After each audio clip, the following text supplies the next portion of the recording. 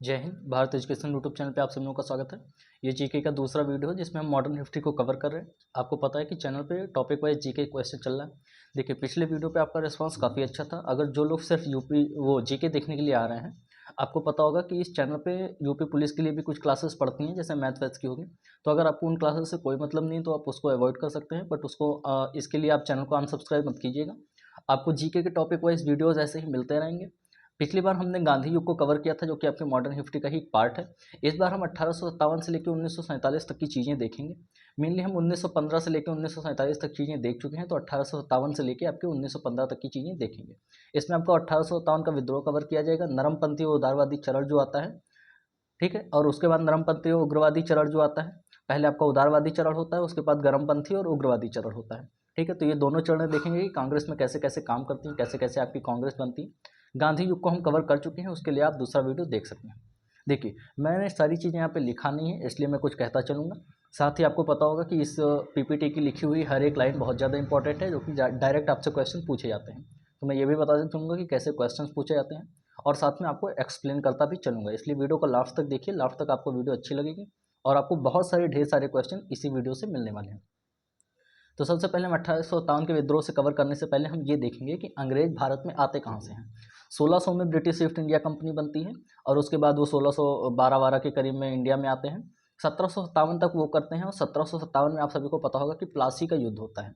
प्लासी के युद्ध में क्या होता है, अंग्रेज बंगाल को जीत लेते हैं और वहाँ पे अपना शासन चालू कर देते हैं। यानी कि भारत में अंग्रेजों का शासन 1757 से शुरू होता है। 100 साल तक वो अच्छे खासे शासन करते हैं। उसके साथ क्या होता है, पहला सशस्त्र विद्रोह कब होता है, 1857 में होता है, जिसको पहला सशस्त्र विद्रोह कहा जाता है, या फिर सेना का विद्रोह भी कहा जाता है, ठीक है। जहांगीर के समय में भारत अंग्रेज आने लगे थे, धीरे धीरे उन्होंने सारे भारत पर कब्जा कर लिया। पहले बंगाल पे किया है 1757 में, ठीक है, ठीक। और उसके बाद 1856 में क्या होता है कि अंग्रेज 1784 के करीब में भारतीय सेना बनती है, ठीक है। और अंग्रेज एक पुरानी लोहे वाली बंदूक को बंद कर देते हैं, उसकी जगह एनफील्ड रॉयल बंदूक लेते आते हैं। पुरानी एक बंदूक होती थी ब्राउन नाम से, उस बंदूक को बंद कर दिया जाता है, क्योंकि वो बंदूक बहुत ज़्यादा इफेक्टिव नहीं लगती है। और अंग्रेज एक नई बंदूक लेकर आते हैं, इसका नाम बहुत ज़्यादा इंपॉर्टेंट है, क्वेश्चन पूछा गया है एग्जाम में। रॉयल इनफील्ड या इनफील्ड रॉयल इसका नाम होता है। इनफील्ड रॉयल ये बंदूक बनी हुई है नीचे। इसमें क्या होता था कि इसकी जो कारतूस भरे जाते हैं, यानी कि जो गोलियां भरी जाती हैं, वो गाय और सुअर की चर्बी से बनी हुई होती थी, और उन गोलियों को इसमें भरने से पहले मुंह से दांत से काटना पड़ता था। तो अब देखो, हिंदू गाय की चर्बी से कुछ भी नहीं काट सकते हैं, मुस्लिम सुअर की चर्बी से कुछ भी नहीं काट सकते हैं, इसलिए दोनों की भावनाएं आहत होती थी। ये बात सेना में किसी तरीके से फैल गई। अब कुछ लोग कहते हैं कि ये बात अफवाह थी, और कुछ लोग कहते हैं कि ये बात सही थी। वैसे ये बात सही ये थी कि उसमें गाय और सुअर की चर्बी लगी हुई होती थी, लेकिन कुछ लोग कहते हैं कि इसमें सेना में अफवाह फैल गई थी। अफवाह नहीं फैली थी, बट कुछ तो हुआ था। बहुत डिटेल्ड स्टोरी है। वैसे ये मंगल पांडे जी हैं। मंगल पांडे जी किसी मेले में जाते हैं, और वहाँ पे कोई महिलाएं इनको बोल देती हैं कि आप तो गाय और सुअर की। मंगल पांडे जी मतलब रास्ते में जा रहे होते हैं। देखिए, दो कहानियां हैं। मंगल पांडे जी रास्ते में जा रहे होते हैं, तो ये एक नीची जात के व्यक्ति से टकरा जाते हैं। तो नीची जात का व्यक्ति इनसे कहता है कि डेली तो गाय और सूअर की चर्बी वाले कारतूस तुम लोग तो वो करते हो, बहुत ब्राह्मण बनने का ढोंग करते हो। तो क्या होता है कि 29 मार्च 1857 को मंगल पांडे जी एक सैनिक ने बैरकपुर में, जो कि यूपी पे आपका पड़ता है, बैरकपुर छावनी में ये विद्रोह कर देते हैं, और ये मना कर देते हैं कि आपके कारतूस को ये दांत से नहीं काटेंगे। सशस्त्र विद्रोह कर देते हैं, अपने एक अंग्रेज अधिकारी को मार देते हैं। उसके बाद क्या होता है कि 8 अप्रैल 1857 को इनको फांसी पे चढ़ा दिया जाता है। अब अप्रैल से लेकर 8 अप्रैल से लेकर 8 मई तक देखिए सब कुछ ठीक रहा है। एक महीने में क्या होता है कि मेरठ इन्फेंट्री की छावनी के कुछ सैनिक मेले में जाते हैं, वहाँ पे इनकी महिलाएं उनसे बोल देती हैं कि तुम्हारे मंगल पांडे को फांसी पे चढ़ा दिया गया, उन्होंने बोला था, और तुम लोग कुछ नहीं कर पाए, चूड़ियाँ पहन के बैठे रहो। तो वो सैनिक बहुत ज़्यादा गुस्से में आ जाते हैं जब वो महिलाएं ऐसा बोल देती हैं। शॉर्ट स्टोरी है, बट ये सही स्टोरी है। महिलाएं ऐसा बोल देती हैं। तो 8-10 मई 1857 को मेरठ में वो सब लोग मिलकर सशस्त्र विद्रोह कर देते हैं, ठीक है। याद रखेंगे, 29 मार्च को सबसे पहले मंगल पांडे जी ने विद्रोह किया है। उसके बाद 10 मई को आपके मेरठ में ये विद्रोह हो जाता है। सबसे इंपॉर्टेंट क्वेश्चन यहाँ पे ये है कि 1857 के विद्रोह के समय भारत का गवर्नर जनरल कौन था। तो लॉर्ड कैनिंग उस समय के गवर्नर जनरल थे, ठीक है। ये मंगल पांडे जी की फोटो बनी हुई है, ठीक। इतना हम समझ गए। विद्रोह कहाँ से स्टार्ट हुआ है, बैरकपुर से स्टार्ट हुआ था, फिर मेरठ से स्टार्ट हुआ था। और मेनली सारे विद्रोह आपको नॉर्थ में ही देखने को मिलेंगे। देखिए, ये सारे नाम जो पड़े हुए हैं आपके, तो ये सीधी रेखा है, और इसके नॉर्थ में जो सारे विद्रोह होते हैं वो होते हैं। छोटा सा एक विद्रोह आपके महाराष्ट्र में होता है, विद्रोह कौन कहाँ के विद्रोह का नेतृत्व कर रहा था, छोटे से उसमें ये देख लेते हैं। सारे सैनिक 1857 की क्रांति में विद्रोह कर देते हैं। एक ही रात 10 मई की रात 11 मई की रात को चल के वो दिल्ली पहुंच जाते हैं। दिल्ली में बहादुर शाह जफर जी उस समय आपके मुगल बादशाह थे। शहरी रमजान वाला टाइम चल रहा था, रमजान का महीना जब चलता है, शहरी करके उठे ही थे। सुबह सैनिक पहुंचते हैं और इनको अपना नेता घोषित कर देते हैं। ये काफ़ी बुजुर्ग आदमी थे बट इनको अपना नेता बना दिया जाता है। तो दिल्ली से विद्रोह का नेतृत्व कौन कर रहा था, बहादुर शाह जफर, और विद्रोह की शुरुआत हो जाती है। कानपुर से विद्रोह का नेतृत्व कौन कर रहा था, तात्या टोपे। देखिए दिल्ली से तो सबको याद रहेगा क्योंकि लास्ट मुगल शासक थे बहादुर शाह जफर। कानपुर से आप कैसे याद रखेंगे कि जैसे कान के पास टोपी पहनी जाती है। देखिए कोई भी ऑफेंड नहीं होगा, मैं सारे स्वतंत्रता संग्राम सेनानियों का बहुत आदर करता हूँ, बट एक याद करने के लिए एक ट्रिक बता रहा हूँ। जैसे कान के पास क्या पहना जाता है, टोपी, तो आप ऐसे याद रखेंगे कानपुर से तात्या टोपी। लखनऊ किसका, नवाबों का शहर है और नवाबों की क्या होती हैं, बेगम। तो लखनऊ से इसका नेतृत्व किसने किया था, बेगम हजरत महल में। झांसी की रानी सभी को पता है, रानी लक्ष्मीबाई। एक अंग्रेज अधिकारी थे हीरोज जो कि झांसी में लड़ने के लिए गए थे। उन्होंने रानी लक्ष्मीबाई को कहा था कि 1857 की क्रांति में वो एकमात्र मर्द थी, जबकि रानी लक्ष्मीबाई एक लड़की थी। जगदीशपुर यानी कि बिहार से कौन लड़ा था, कुंवर सिंह जी लड़ रहे थे, जो कि 80 साल के बुजुर्ग थे, 80 साल के, और इन्होंने इतना मारा था मतलब अंग्रेजों को कि क्या ही बताया जाए। जगदीशपुर से कुंवर सिंह का नाम जरूर याद रखिएगा, काफ़ी ज़्यादा इंपॉर्टेंट है। बरेली से कौन लड़ा था, खान बहादुर खान जी। ठीक है, तो ये कुछ इंपॉर्टेंट चीज़ें जो कि आप याद रखेंगे कहाँ से नेतृत्व तो किसने किया था, ये क्वेश्चन पूछे जाते हैं एग्जाम में। उसके बाद क्या होता है, 1857 के विद्रोह को दबा दिया जाता है और उसके बाद गवर्नर जनरल का पद समाप्त कर दिया जाता है। शासन पूरा कंट्रोल किसके हाथ में आ जाता है, ब्रिटिश गवर्नमेंट के हाथ में आता जाता है, कंपनी से हट के। और अब गवर्नर जनरल के पद को वायसराय बोला जाता है। ठीक है, इतना कुछ होता है। उसके बाद 1857 से हट के 1885 का टाइम आता है, नरमपंथी या उदारवादी चरण। ठीक है, 1885 में क्या होता है कि जब भारतीय बहुत ज़्यादा गुस्से में रहते हैं तो अंग्रेज क्या करते हैं कि लाइए एक छोटा सा पॉलिटिकल पार्टी बना देते हैं, एक छोटी सी पार्टी बना देते हैं, उसी के जरिए सारा काम करवाएं और गुस्सा थोड़ा शांत होगा। तो 1885 में कांग्रेस की स्थापना की जाती है।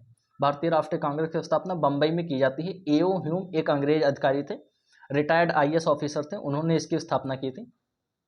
उस समय भारत के गवर्नर जनरल लॉर्ड डफरिन थे। और लॉर्ड डफरिन मतलब उस समय अंग्रेज ऐसा करते थे कि कांग्रेस का इस्तेमाल एक सेफ्टी वॉल्व के रूप में किया जाएगा। जैसे प्रेशर कुकर फटे ना उसके लिए सेफ्टी वॉल्व होता है, तो वैसे ही पूरा विद्रोह फिर से एक साथ पूरा विद्रोह ना हो जाए उसके लिए सेफ्टी वॉल्व के जैसे इस कांग्रेस का वो किया जाएगा, इस्तेमाल किया जाएगा। इसका पहला अधिवेशन बम्बई में एक संस्कृत कॉलेज में होता है। इसकी अध्यक्षता व्योमेश चंद्र बनर्जी जी करते हैं। कुल 72 प्रतिनिधि इसमें भाग लेते हैं। ठीक है, इसी दौरान कुछ वर्षों के बाद भारत और अफगानिस्तान के बीच में डूरंड रेखा का निर्धारण होता है। और जब डूरंड रेखा का निर्धारण होता है उस समय गवर्नर जनरल कौन थे, लॉर्ड लैंसडाउन। ठीक है, इस चीज़ को भी याद रखेंगे। पहला कांग्रेस की स्थापना कब होती है, 1885 में। ये क्वेश्चन इंपॉर्टेंट है। कहाँ पे होती है, बम्बई में। किसने की है, एओ ह्यूम ने की है, ये भी इंपॉर्टेंट है। उस समय गवर्नर जनरल कौन थे, ये ज़्यादा इंपॉर्टेंट है। लॉर्ड डफरिन उस समय गवर्नर जनरल थे। व्योमेश चंद्र बनर्जी ने पहले अध्यक्षता की थी और 72 प्रतिनिधियों ने इसमें भाग लिया था। ठीक, चलिए आगे पढ़ लेते हैं। उसके बाद क्या होता है, 1885 में आपका वो हो जाता है, बम्बई में इसका पहला अधिवेशन होता है, फिर दूसरा कोलकाता में इसका दूसरा अधिवेशन होता है। ऐसे करके कांग्रेस के कई सारे अधिवेशन हैं। उसके लिए इसी के बाद एक सेपरेट वीडियो कल आएगी, तो उसके लिए आप चैनल को सब्सक्राइब कर सकते हैं, चैनल पे बने रह सकते हैं। सारी वीडियो ट्रिक वाइज याद कराई जाएंगी। ऐसे होता है बकमा बकना, यानी कि कौन से ईयर में कौन से जगह पे कांग्रेस का अधिवेशन हुआ था, उसमें क्या क्या हुआ था, ये सारी चीज़ें पूछी जाती हैं। तो उसके लिए एक सेपरेट वीडियो बनाया जाएगा। ठीक है, अभी हमारा जो मेन इवेंट्स होते हैं उनका ध्यान रखना ज़्यादा जरूरी है। फिर 1885 में आपकी स्थापना हुई। 1887 आता है। 1887 में दादा भाई नौरोजी ने इंग्लैंड में जाके भारत सुधार समिति की स्थापना की थी। कहाँ पे, इंग्लैंड में ही चले गए थे वो डायरेक्ट। इसके बाद ब्रिटिश सरकार का रुख कांग्रेस के प्रति कठोर होता चला गया था। ब्रिटिश सरकार ने कांग्रेस को अपने फायदे के लिए बनाया था, लेकिन कांग्रेस काम करने लगे तो कांग्रेस का रुख इसके लिए कठोर होता चला गया था। ठीक है, कांग्रेस के पहले मुस्लिम अध्यक्ष बदरुद्दीन तैयब जी थे और कांग्रेस के पहले अंग्रेज अध्यक्ष जॉर्ज यूल थे। ये दोनों क्वेश्चन पूछा जाता है। जब हम कांग्रेस के अधिवेशन कवर करेंगे तो उसमें अध्यक्ष कौन कौन बना, कब कब बना, कैसे बना, क्या क्या काम हुआ कौन से ईयर में, ये सारी चीज़ें कवर करेंगे। इसलिए यहाँ पे इसको नहीं कवर कर रहा हूँ। उसके लिए अलग से वीडियो कल ही आ जाएगी, आप उसके लिए चैनल को सब्सक्राइब कर लीजिए। मैं फिर से कह रहा हूँ क्योंकि बहुत ज़्यादा इंपॉर्टेंट है। बदरुद्दीन तैयब जी आपके पहले मुस्लिम अध्यक्ष और कांग्रेस के पहले अंग्रेज अध्यक्ष जॉर्ज यूल थे। महिला अध्यक्ष आपकी इनी बेसेंट थी, अभी आगे आपको मिलेगा। 1892 में क्या होता है, दादा भाई नौरोजी ने इंग्लैंड के फिन्सबरी नामक स्थान से सांसद का चुनाव लड़ा और इंग्लैंड की संसद तक पहुंचने वाले पहले भारतीय बने। ये बात ध्यान रखिएगा कि इंग्लैंड की संसद तक पहुंचने वाले पहले भारतीय कौन बने थे। आपके दादा भाई नौरोजी जी बने थे। इन्होंने ही किताब लिखी थी poverty in un-British rule in India. ठीक है, और दादा भाई नौरोजी जी आपके पहले व्यक्ति थे जिन्होंने भारतीयों के प्रति व्यक्ति आय की गणना की थी। ठीक है, फिर धीरे धीरे क्या होता है कि जैसे जब एक बड़ी सी संस्था बनती है तो कई सारे लोगों का विचारों का आपस में टकराव होता है। अब कुछ लोग होते हैं जो बहुत गुस्से वाले होते हैं, कहते हैं कि नहीं एकदम से आंदोलन करके और उसके बाद आज़ादी ले लेनी चाहिए। जबकि कुछ गांधीवादी लोग होते हैं, कुछ लिबरल लोग होते हैं, वो क्या कहते हैं कि आपको एकदम से क्रांति नहीं कर देनी चाहिए, आपको थोड़ा थोड़ा अपनी मांगे मनवानी चाहिए और धीरे धीरे अपनी पकड़ बनानी चाहिए। देखिए दोनों लोग सही हैं। एक लोग हैं जिनसे सब्र नहीं होता है और दूसरे लोग हैं जो कि ये सोचते हैं कि धीरे धीरे करके पूरी पकड़ बना के फिर उसके बाद आज़ादी ले लिया जाए। तो दोनों लोग अपनी जगह पे सही थे, आपके विचार कुछ भी हो सकते हैं। देखिए उसके बाद क्या होता है, उदारवादी नेता कौन कौन से थे? उदारवादी जो कि धीरे धीरे अपनी बातें मनवाना चाहते थे, सशस्त्र विद्रोह नहीं करना चाहते थे। वो कहते थे कि अगर सशस्त्र विद्रोह करेंगे तो क्या होगा कि अंग्रेजों को दबाने का मौका मिल जाएगा और अंग्रेजों के पास तो ऐसा है नहीं कि हथियार नहीं है, वो तो आपको 2 दिन में मार देंगे, तो इससे फ़ायदा क्या है? इससे अच्छा है कि आप धीरे धीरे अपनी बातें मनवाएं। ठीक है, तो उदारवादी नेता में कौन थे? दादा भाई नौरोजी, जो कि पहले सांसद बने थे ब्रिटेन में। ठीक है, गोविंद रानाडे, गोपाल कृष्ण गोखले, मदन मोहन मालवीय जी। गोपाल कृष्ण गोखले जी के बारे में मैंने गांधी वाले वीडियो में बताया है, इसलिए उसको ध्यान रखिएगा। पंडित मदन मोहन मालवीय जी, जिन्होंने बीएचयू की स्थापना की है, वो भी याद रखिए। उग्रवादी नेता में आपके 3 नेता ज़्यादा फेमस हैं। लाल बाल पाल, जिनके बारे में क्वेश्चन भी आते हैं, क्योंकि उदारवादी नेताओं को कोई नहीं पूछता है, उग्रवादी नेताओं को ज़्यादा पूछा जाता है। फिर लास्ट में हमने डिस्कस भी किया है तीनों लोगों के बारे में। लाल यानी कि लाला लाजपत राय, बाल यानी कि बाल गंगाधर तिलक और पाल यानी कि विपिन चंद्र पाल। इसके अलावा एक और नेता थे आपके अरविंदो घोष। अरविंदो घोष जी केवल 1 ही 2 बार आंदोलन में आते हैं, बाद में ये बहुत स्पिरिचुअल संत बन जाते हैं। वहाँ पे जाके इनको काले पानी की सजा दी जाती है, उसके बाद ये पुडुचेरी में अपना आश्रम खोल लेते हैं और एक आध्यात्मिक गुरु बन जाते हैं। ठीक है, चैनल को सब्सक्राइब कर लीजिए अगर आपको ये कंटेंट अच्छा लगता है तो। और मैं फिर से कह रहा हूँ कि अल्टरनेटिव वीडियोस आती रहती हैं, यानी कि यूपी के लिए भी अलग से वीडियोस आएंगी, यूपी पुलिस के लिए भी अलग से आती हैं, तो उसको भी देख सकते हैं आप। फिर क्या होता है कि इतनी सारी चीज़ें होती हैं, 2 पार्ट में नेता जल्दी दिखने लगते हैं। अभी तक कांग्रेस का विभाजन नहीं हुआ है, बस होता यह है कि 2 नेता जो होते हैं वो सभी लोग अपनी अपनी राय रखते हैं। ठीक है, उसके बाद 1905 की डेट आपके ज़्यादा इंपॉर्टेंट है, क्योंकि 20 जुलाई 1905 के बंगाल के गवर्नर लॉर्ड कर्जन ने बंगाल का विभाजन की घोषणा कर दी थी। अभी अगली स्लाइड में मैं आपको दिखाता हूँ कि कैसे विभाजन हुआ था। ठीक है, ये लॉर्ड कर्जन की फोटो बनी हुई है। लॉर्ड कर्जन ने क्या किया? बंगाल का विभाजन कर दिया 1905 में। ये क्वेश्चन पूछा जाता है कि 1905 में विभाजन कब हुआ, विभाजन किसने किया? तो बंगाल के गवर्नर जनरल लॉर्ड कर्जन ने बंगाल का विभाजन कर दिया था। ये कह रहे थे कि एडमिनिस्ट्रेशन सही से संभल नहीं रहा है, यानी कि प्रशासनिक व्यवस्था अच्छी करने के लिए हमने विभाजन किया है, जबकि ये साफ साफ देख रहे थे कि बंगाल में सबसे ज़्यादा आंदोलन हो रहे थे, बंगाल पूरे आंदोलन का गढ़ होता था। तो आंदोलनकारियों को 2 पार्ट में डिवाइड करने के लिए, आंदोलन को कमज़ोर करने के लिए बंगाल का वो विभाजन कर दिया गया था। लेकिन सारे जो आंदोलनकारी होते हैं, सारे जो राजनीतिक व्यक्ति होते हैं, जो बुद्धिजीवी वर्ग होता है, वो क्या कहता है कि हम इस आंदोलन का विरोध करते हैं।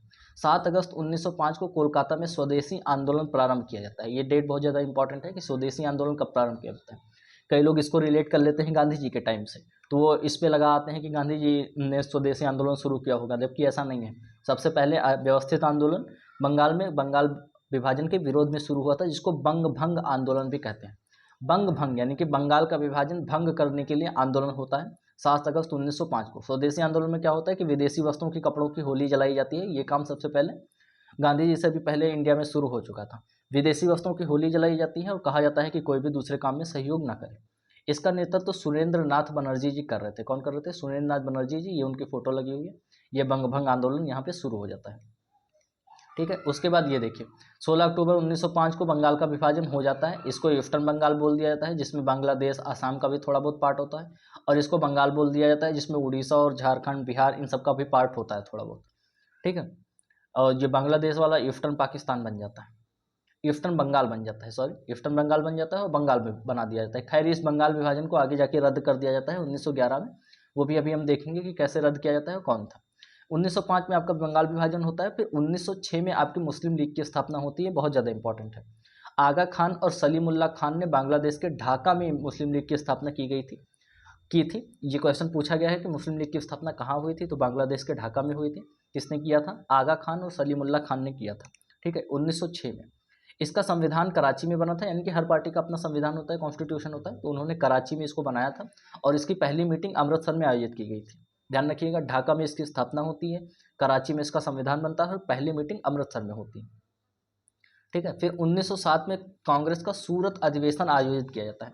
जब मैं कांग्रेस के सारे अधिवेशन पढ़ाऊंगा तो उसमें बताऊंगा कि किस अधिवेशन में क्या हुआ था। फिलहाल के लिए जानिएगा, 1905 में आपका बंगाल विभाजन होता है, 1906 में आपकी मुस्लिम लीग की स्थापना होती है, 1907 में आपके सूरत अधिवेशन होता है जिसमें कांग्रेस दो भाग में बढ़ जाती है। मैंने पहले ही बताया, कुछ उदारवादी नेता थे, कुछ लोग उग्रवादी नेता थे। तो जो उदारवादी नेता होते हैं वो नरम दल में जाते हैं और कुछ उग्रवादी नेता होते हैं वो गर्म दल में जाते हैं। कांग्रेस दो पार्ट में बढ़ जाती है।